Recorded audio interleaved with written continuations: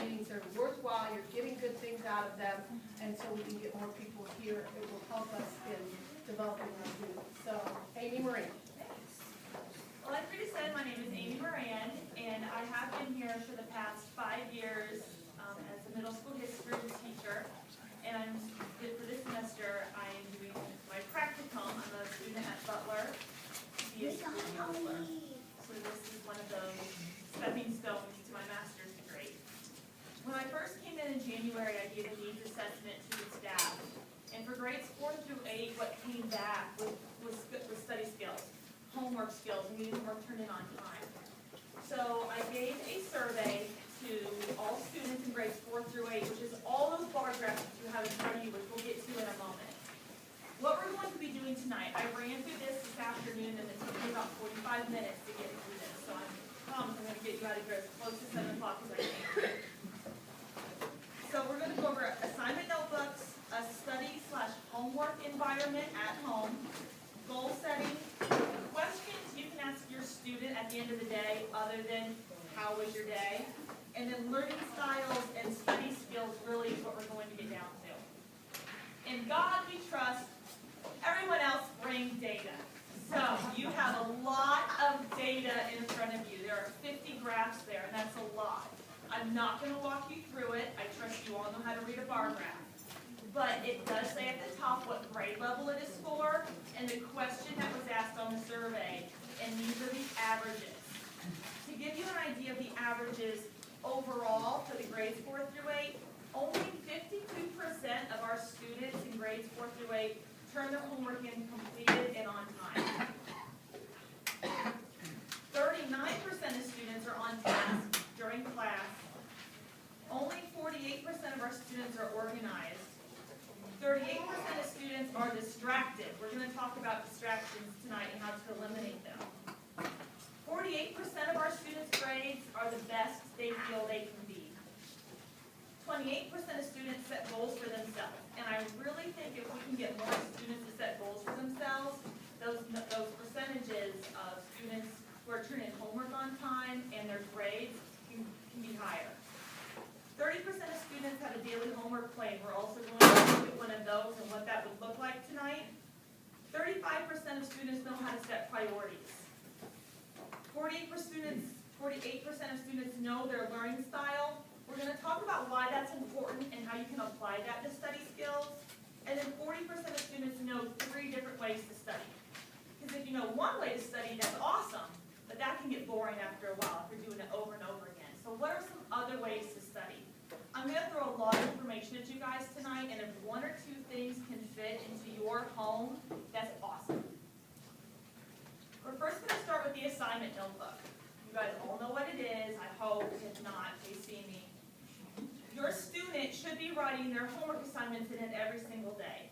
I would encourage you to check that before they do their homework and after they do their homework. You make to-do lists, whether you make it by hand, in a phone, mentally, and you go through and you revisit your to-do list. You go through and you check things off your to-do list. Teach that skill to your children through the assignment notebook. It's a great tool. So, okay, what do we have to do tonight? We'll talk about getting a plan and a goal for that. And then at the end of the night, did we get it all done? And then we'll talk about a reward at the end of the night as well.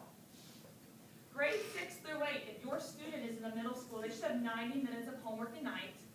And then 4th grade and 5th grade, they say about 10 minutes per grade level, so 40 minutes for 4th grade and 50 minutes for 5th grade. They are probably not going to have that much homework due the next day. But they probably have a test 7 to 10 days from now that they can start making flashcards for. They can review their notes that they took in class that day. We're going to talk about how to do that. Because you hear study, study, review, review, reread your notes. What does that look like?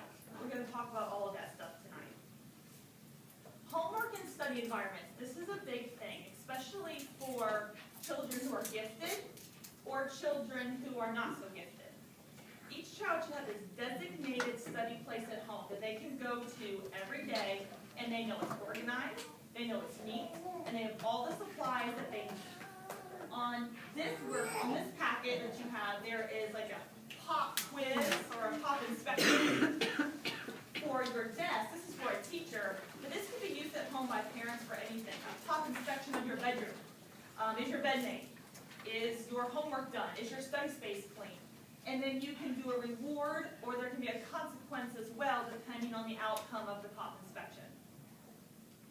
I read, especially for gifted students, that they should be studying the same material in 3 different environments. If you study it in 3 different environments, you tend to retain it longer. So a home study space, that's kind of a no-brainer. Maybe a Starbucks and get a hot chocolate. A library, somewhere where there is not a whole lot of distractions going on. Like a McDonald's might not be the best place to go, but a park on a nice day if it's quiet. So 3 different environments where they could go to study for their upcoming test. Distractions. You have the second page in your packet is called ZAP distractions. These are a list of distractions that I have heard from students. They're hungry. Their brother or sister is bothering them. The TV is on. A lot of times I'll ask, where is your study space? Like it's at the kitchen table. Great place. You guys can watch them. You know what's going on. But I know in my home, there's a TV in the kitchen, and the news is on 24/7. And that could be a distraction. So ask them, is this a distraction for you? Should I turn this off? Should we move your study space? Take their phones away.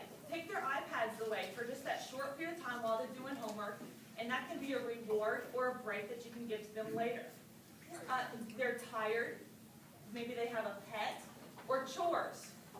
They have so many chores they have to get done, and maybe they take way longer to do their chores on purpose, so they don't have time to do their homework, I'm not sure. But we're going to talk about how we can manage all of those distractions.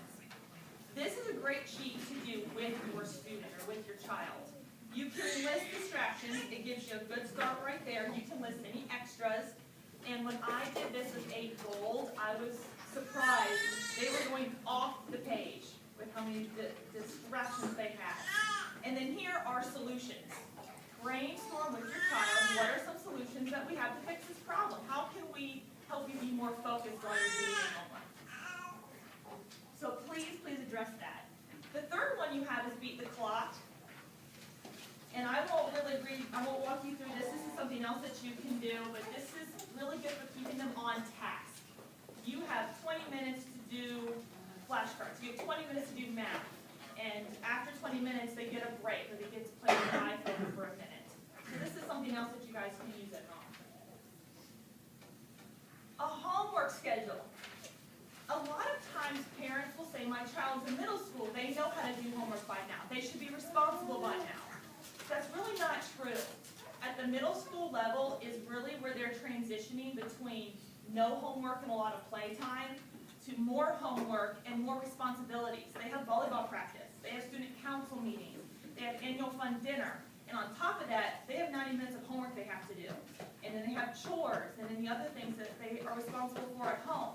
So managing their time, they don't know how to do it. So it's not really fair to assume that middle schoolers have that skill.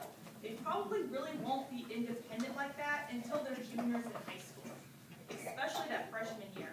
And you as parents, you are their best support system. You guys, they model your behavior. So model time management. I would really encourage, and this is just an example that I put together, I would encourage you to copy this and make one for every day of the week, or make one for each one of your children. All your children are different.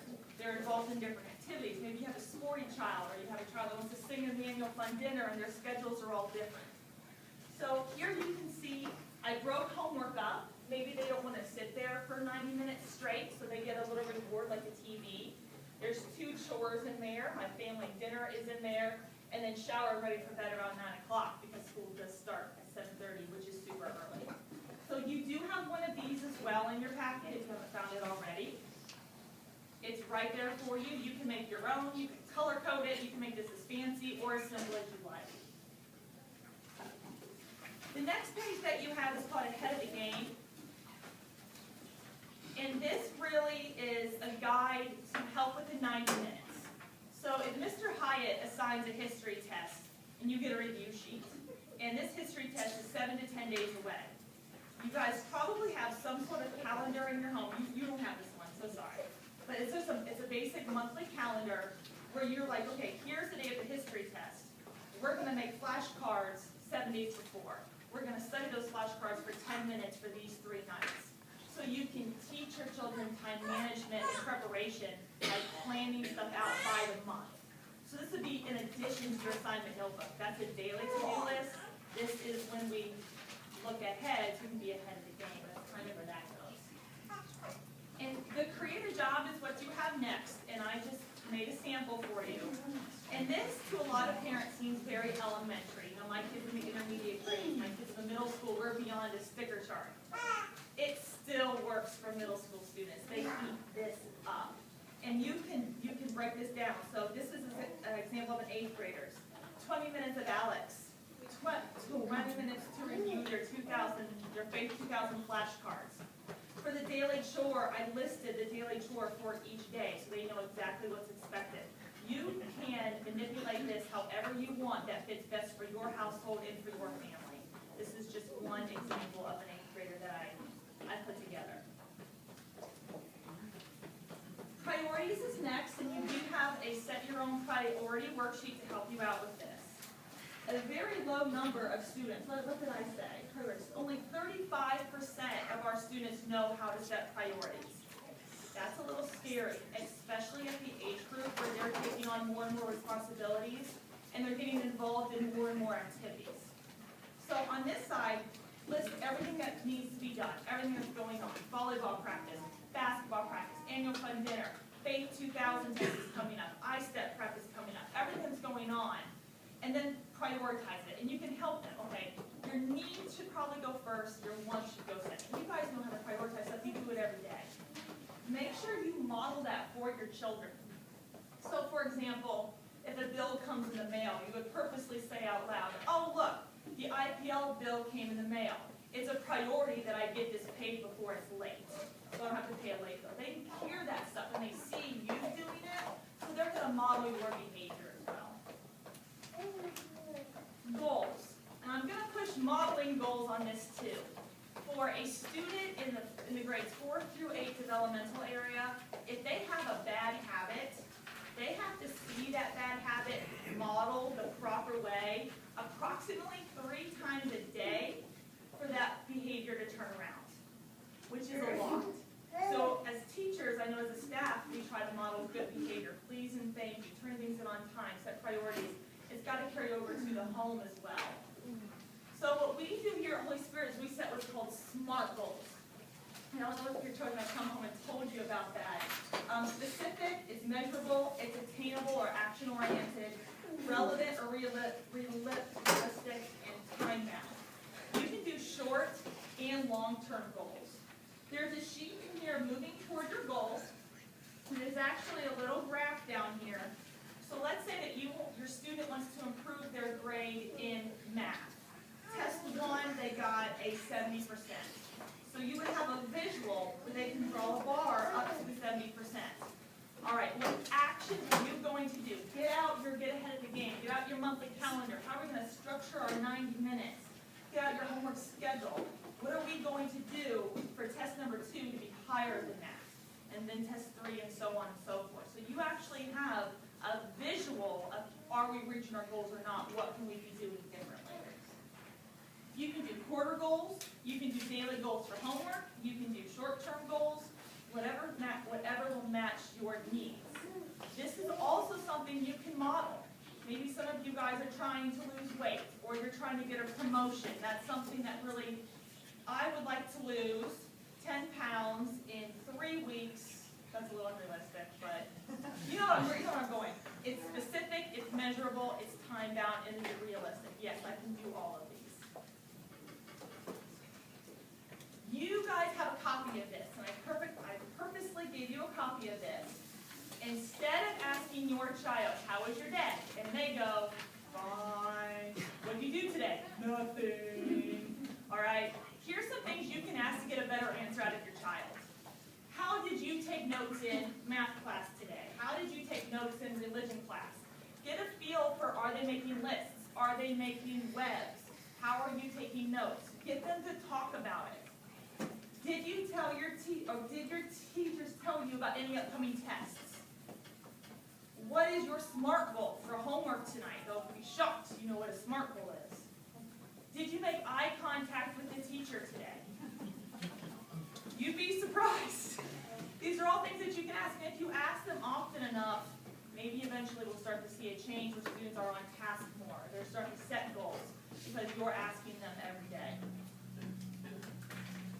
Learning styles. The next one you have two of these. What kind of learner are you? And then this is actually an online inventory. This one it's just quick and dirty. It's right there. It's one page. However, it only gives you 3 outcomes. Learn best by observing, learn best by using your hands, or you learn best by listening. This one is 70 questions, and you have to have an email address to do this, but it gives you a much more specific outcome. I think this one is definitely worth your time. And it will tell you whether you're visual, audio, verbal, physical, if you're logical or social. And in a minute, I'm going to get to how we can use the outcome of this inventory while they're studying at home. All right, study skills. Here's your strategies. The first thing you have here, I'm not going to go over, but this is a lot of stuff that we teach here at Holy Spirit. It's just a simple checklist. If you're out of ideas, if you're stumped, this is a great place to go to. Like, okay, well, what else is on here? What else can we do? The next one is, let's see. Okay. I copied this one wrong. Somewhere in here you have a list, or you have at this point it gets a little crazy. It's called Picture This. Your student could go back through and read their notes as part of their 40 to 90 minutes of homework they have every night. However, instead of having them just sit there and rereading it or possibly daydreaming, have them draw a picture. So if they're reading about, the battles with Rome or the aqueducts in Rome, have them draw a picture. Or they could highlight it. They could write a summary of their notes. So instead of just reading my notes that I took today in class, they should be doing something with their hand, whether that's drawing or writing a summary. They could even write, I think I get to this, they could even create a mock test. Oh, that's right here. They could create a mock test. And here's the beauty of that, is if they're making a mock test from their notes every day, when it comes time for the test, they can use all those mock tests that they created as a study tool before the test. And they've created that. So they've seen the value of their notes. They've used their notes to create a study tool, and they've used that study tool to ace the test. So they can kind of see how it all plays together. You have a copy of this also somewhere in there. I wanted to give you a copy of this grid for vocabulary. Vocabulary is a big issue, especially in nonfiction subject areas. So here you have the word and the definition that either a teacher gave you or a dictionary gave you. Then have your student write it in their own words and have them draw a picture. Pictures are fabulous at this age level. And I know to some of you, it seems like pictures is kind of elementary. Middle schoolers love to draw, and they love colored pencils. They might spend too much time on the picture and not enough time on the words. So keep an eye on that. But I did give this to you, so this is a good tool for you to use at home. All right. Now to this one. I photocopied this for you. This is a page out of my textbook for Butler University. This is how I take notes, and I actually started doing this after a professional development with Kathy Mears, and it works. It's wonderful. What I do is I go through and I underline the important facts, and students have done this at Holy Spirit before, but we've added some things to it. Well, I'm getting ahead of myself. You preview first. Before you read it all, you preview. What am I reading about? What are the headlines? What are the bold words? What are the pictures? What are the graphs and diagrams? I would compare it to, if you guys ever go see a play or a musical, you usually always read the synopsis and the program first, because you want to know what's going on. and it usually helps you to better understand the storyline. It's the same thing with reading, whether it's fiction or nonfiction. If you know what's coming or you have an idea of what you're reading about, you're going to comprehend it a lot better. So have them preview. Go through and underline the important facts, circle, highlight, or make a note of words they don't know. And I've gotten away from telling kids to go find out what that word means, because kids will not admit that they don't know the meaning of a word, because they know it will result in more work for them. So if they say, I don't know what this word means, and you give them an explanation, or you Google image it, the images are fabulous. It's quick, it's easy, and they can move on to the next step. And then you'll see that I write the facts in the side. So I've underlined important facts, important information that I can bring my eyes back to, and I've written stuff in the side there. Ask questions. I did not do this on this example, but you actually have a copy. It's called Middle School Question Task Cards. And if you get stuck, or your student gets stuck, pull this out and put it in front of them. Here's things that you could be asking about the text that you're reading, fiction or nonfiction. You know, what is the main idea of this article? What would be another good title for this article? What is the main conflict you're reading about in this essay? These are all things that they can ask or they can answer as they're reading and they go along. Summarize it. You'll see my summary is on a Post-it note here. If you know me, you'll know I'm a huge fan of Post-it notes, especially color-coded ones. But that's up to your students. Some students will color-code it, and they will have their facts on a green one, the words they don't know on an orange one, a question on a red one, and a summary on a blue one. Some will just do it on a sheet of paper and staple it to whatever they're reading or put it in the book. There's no right or wrong way to do it, as long as they're actively reading. They should never just be reading. They should always have a pencil in their hand while they're reading and writing stuff down. SQ3R is also a very good reading strategy. And that is, it's the super study method, and it's 2 sheets. You have the super study method, and then SQ3R. And I'm not going to walk you through this because it explains it pretty clearly what it is. And then it also gives you a worksheet. So if you see your student who is sitting there idly, and they're just reading, are they daydreaming? Are they understanding what they're reading? Or are they just going through to try to get it finished? Put a pencil in their hand, they can do SQ3R, they can write summaries, they can write questions, they can write notes. All of that stuff is fabulous to do while they're reading. Here's where we get to the learning styles. I know in verbal, a lot of times students who learn best this way don't like to write. So if you find that your student does not like to write, or they're a slow writer, or there's some battle going on with the writing, sometimes it might be best to not fight that battle and put a recorder in their hand instead. Have them record the notes, and then they can play them back to them. So they're talking, they're repeating what don't have them read word for word into the recorder, that defeats the purpose. But they can summarize in words instead of in writing, and then they can play it back when it comes time to study for the test. Or they can ask questions into a recorder, and they can make a mock test that way.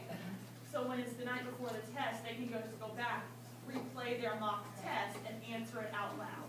So it's kind of like flashcards. They're creating them as they go, but it's through a recorder instead of through written cards. People who are physical, definitely writing is the way to go, not typing. Have them hand write stuff out. That's the best way to do that. Visual, pictures. I've talked a lot about those tonight. Pictures, pictures, pictures. Have them draw their notes in pictures. Have them answer the review sheets in pictures. And then this is me, a social learner. After I read something, so after I read this whole thing in my big long book, I called a friend over who's also in my class, and we discussed what we read. She interpreted it differently than I did, and I comprehended things differently than she did. So being able to sit down and have a conversation about it really helped, and we both remember it, and we both comprehended it a lot better. Do not cram for tests. Don't let your children cram for tests. I understand there's some times where you just don't know the test is there until it's the next day. And that's where I was pointing to your assignment notebooks and teacher communications, review sheets that are coming home. And you can also you can model this for your students by not putting things off, or I don't know, for a dishwasher. Don't let all of them pile up in the sink before you put them all in the dishwasher. You put them in as they get dirty. I don't know, I'm sure there's other ways to model it, but that's just off the top of my head. Make mock tests, I said that several times. Flashcards is always a great go-to study tool. And a study group. Kids love these. Offer to host one. Put a bowl of trail mix on the table and some water around, and okay, you have all these mock tests that you've created. You have all these flashcards that you've created. You have all these summaries that you can review. Maybe you have a tape recorder. They can make a game out of it. It's the best way, in my opinion. That's worked with me. For other students, they're going to want to sit in their study environment that should be clean and organized, and they're going to want to get a hot chocolate at Starbucks and study by themselves. So whatever works best for your students. When you get frustrated, there's always times where you're sitting there. For me, it was math, and you just can't figure out the problem, or it's algebra, and you can't help your student figure out the problem, and that's a time of frustration. There is something in here called take a break. Give yourself a break. And this just gives you some ideas on how you can handle it when that comes up. You can take a break. Here's some suggestions. Have your child email the teacher. Explain what the problem was so that they can they can review it. A lot of times students will get stressed, they sit down, they know they have 40 to 90 minutes of homework to do, and they get overwhelmed. They see the big picture. Oh my gosh, I'm not going to be able to get all this done, there's too much. You can cover up what they're not working on. So just put science on the table and put everything else on the countertop or somewhere else. And then just put on the table whatever they're working on so they can't even see the pile of books behind them. They're working on it a little at a time. And you can even divide bigger assignments into smaller assignments. So I know for math, there's like 3, there's like 1, 2, and 3, but there's like 1A, 1B, 1C, like it's a bunch of little things. Have them just focus on question 1, A through D, and then give them number 2. So you really can help them learn to do that, so by the time they are sophomores and juniors in high school, they know how to de-stress, they know how to handle it, and they know how to break things down into more manageable tasks. But if you don't like what you're studying, this might be another common complaint. I hate history, I hate math, it's so stupid, blah, blah, blah. Your kids like something. They like something, whether it's bugs. I was just down in the primary building. I did not know how much you could love a bug until I was over there. But here's the example that I have. Your child hates history, but they love science. So when they're studying for their Rome test, have them focus on the evolution of the Roman people. You know, they built buildings. How did they do that? There's a lot of science there. The aqueducts. Focus on the evolution of how they really did become one of the greatest culture in the ancient times. They're fabulous people. But all they see is history, and there's a roadblock there. So pull the science in where it is. And it's going to take some time. You have to sit down with them, talk them through it. You know, that we can do this. There's some science in here. Find the hook. Find the hook while you're at home with them, while they're trying to do their homework. You also have a worksheet called Test It Out. And these are just a bunch of ideas that the student is stressing over a test. Teach your child how you de-stress. This is another modeling thing. I do yoga. I love yoga. So bring your child to a yoga class if they're old enough, if they can. If you run, if you, I don't know, you watch TV, whatever you do, teach your child strategies in order to de-stress themselves. HALT is a great thing to remember. You're stressed, you're angry, you're frustrated. HALT. Stop. Are you hungry? Are you angry? Are you lonely? Or are you tired? Figure out what's going on and find a solution. If you're hungry, have a snack, refocus. Are you angry? Why are you angry? Let's talk through this. Let's calm you down. Let's get restarted. Are you lonely? Come to family dinner. We're going to have conversation at dinner, and then you can go back after and get started. Are you tired? Take a quick nap. I'm going to wake you up in 20 minutes and you're going to get started again. Or maybe we need to go to bed earlier at night. If you're tired, we need to readjust that schedule that I showed you earlier for our evenings. So there's a bunch of ideas there to handle stress and testing. Reward. A lot of people will say, you know, job well done, did it for a job well done, like a work ethic. Yeah, that's all good. But we live in a world today where we are rewarded for everything that we do. Think about your Kroger Plus card. I always save it till the very end. So, yeah. They don't like that, though. They want it. I know. Come on. Yeah, and you want to see it because you feel good. Like, look at all that money that I saved, right? Or an instant rebate. Do we buy mail-in rebates? Like, oh, I gotta mail this in. I gotta wait for my check. No, you want an instant rebate. Everything is instant rewards today. So with students, it's no different. Especially with them where everything is instant. Communication is instant. Technology has made things happen so fast. Why would they do it if there's no instant reward? So while we're building work ethic into these students, we need to have some sort of reward to show them that it does pay off. We go to work to get paid. We go to work to get a promotion. We have children because, I don't know, they're expensive, but they're rewarding, I suppose, somehow. So brainstorm rewards with your children. What do you like? What will motivate you? So when that sticker chart gets full, or that homework assignment book is checked off, what is the payoff? Write them on an index card and save them away so you can change up their rewards. So after you get, like, I would even say about 7 to 10 different ideas for rewards. Save them up and do it daily. Don't be scared by the word reward. I was talking to a 5th grader the other day, and her good reward for her was a bowl of fruit. So this can be very small. It can be 20 minutes with an iPad. These rewards don't have to cost any money, and they can be healthy. Don't think donuts and ice cream and things like that. So brainstorm with your child some really good ideas. You can even brainstorm with your husband or wife first, so you can go in with some suggestions if your child's like, oh, I don't know, I just want donuts and video games. So you're like, what about this? I know you like to go to the park. I know you like to walk the dog, or things of that sort. And then change up the rewards so that it's a little bit different. That is everything. Look at me. All right. So assignment notebooks.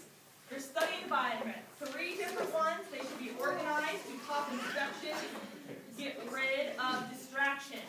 A distraction to them might not be a distraction to you. So ask your child, what are your distractions when you're working at this table? Set goals. Model that.